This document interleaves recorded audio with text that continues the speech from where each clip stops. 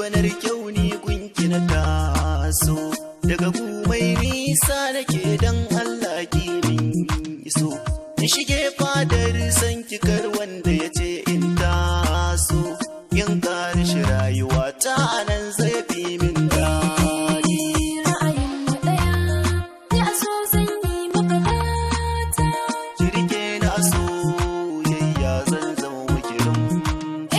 Wa alaika salam masahibi ka zamto mini jigo, sana rike ka da amana ka zam mini bango, zairi fare ni akan so ka zamto gwarzo, nan ba na yabo kai kai ne zan faɗan gata.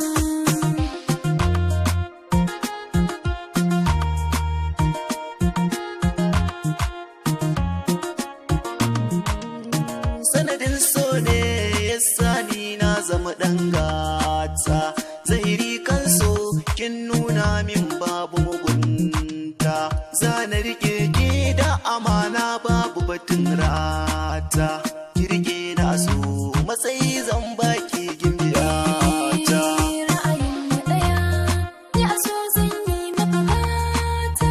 Kirge na soyayya zan zama makirin. San ka nake yi fiye da yanda nake wa kaina, ka aminta da ni birnin masoya mu je mu zauna, san ka nake yi rashin ka zai sa raina kuna, na aminta da kai na san ba za ka sa ni da na sani ba. Ra'ayin mu ɗaya ni a so zan yi miki gata.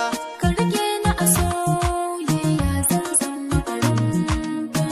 Maganar da na sani ki bar furci 'yan mata, a dalilin ki ne na ce duk su guje 'yan mata, bi ma'ana kalmar da zana ce na yi musu rata, kaunar ki a zuciya na kullum ke zama sa.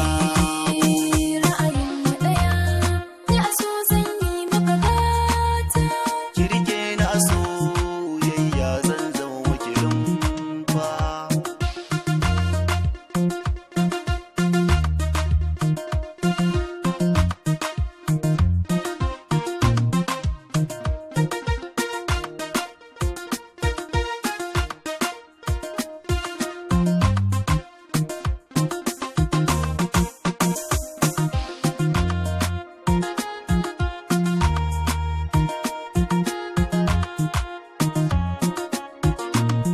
A hakika zanai na dama na rashin auren ka, ka zamanto ni ko in zamto matar ka, ka aminta da ni birnin masoya mu je mu faka, in nuna musu kai ɗaya ne ka zam zaɓi na.